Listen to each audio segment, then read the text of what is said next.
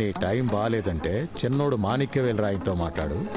ఇదే రేపు వైఎస్ఆర్ కాంగ్రెస్ పార్టీ వచ్చిన తర్వాత రిపీట్ అయితే మీరు తట్టుకోగలుగుతారా? దాడి చేసిన ప్రదేశంలో మేమే ఉంటాం, పరిగెత్తుకుంటే పోలీస్ స్టేషన్ పోతే ఆడ మేమే ఉంటాం, గాయాలతో హాస్పిటల్ పోతే ఆడ మేమే ఉంటాం, చివరికి మీరు నిద్రపోతే కళల్లో కూడా మేమే ఉంటాం. నీ టైం మరీ బాగాలేదంటే ఆడన్న ముత్తువేల్ రాయితో మాట్లాడు. రెడ్ బుక్ నా కుక్క కూడా లెక్క చేయదని చెప్పా, అర్థమైందా? రెడ్ బుక్ భయపడేవాళ్ళం మేము.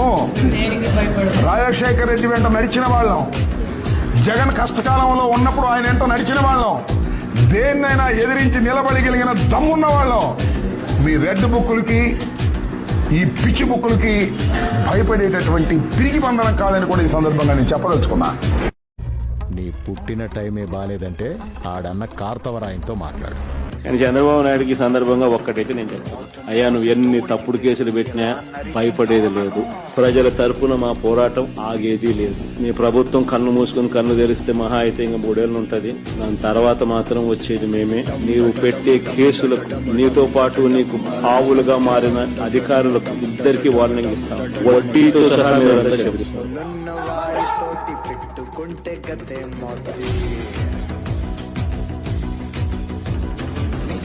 చూసి నేర్చుకుంటారంట జనం తెలుసుకో.